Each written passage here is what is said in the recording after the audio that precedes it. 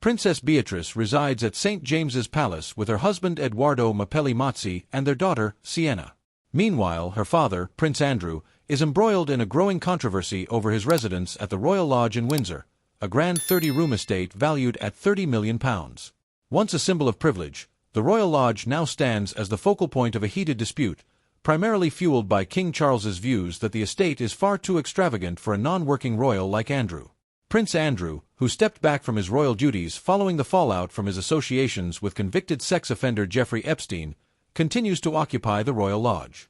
However, King Charles has proposed that Andrew vacate the estate and downsize to Frogmore Cottage, the former residence of Prince Harry and Meghan Markle.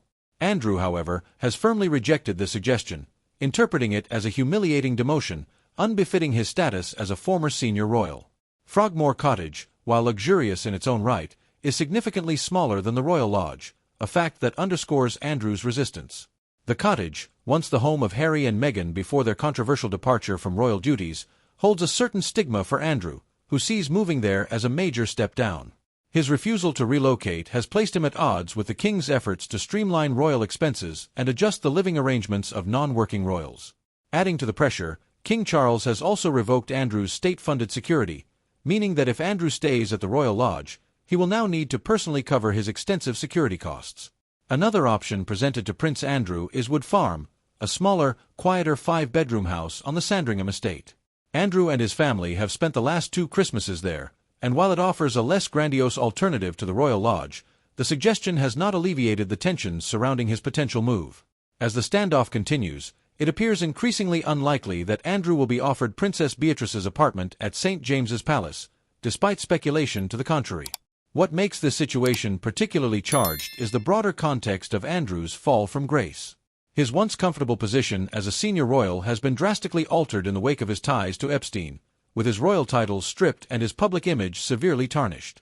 The notion that he should continue living in one of the largest royal estates has not sat well with King Charles, who is keen to modernize the monarchy's finances and public image. Andrew's refusal to budge, despite these pressures, hints at a man clinging to the last vestiges of a status that has, in many ways, already been revoked. His insistence on remaining in the Royal Lodge, despite it being viewed as overly opulent for a royal no longer in official service, highlights the deep-rooted tensions within the family. The Royal Lodge, once a symbol of Andrew's prestige, has now become a battleground for control and image within the royal family. King Charles's move to cut off Andrew's state-funded security further emphasizes the shift in Andrew's royal privileges. Without taxpayer support for his security detail, Andrew would be left to finance these extensive measures himself if he continues to occupy the Royal Lodge. This adds another layer of complexity to the situation, as the costs of maintaining such a lifestyle without public funding could prove difficult for Andrew. The outcome remains uncertain, but the stakes are high.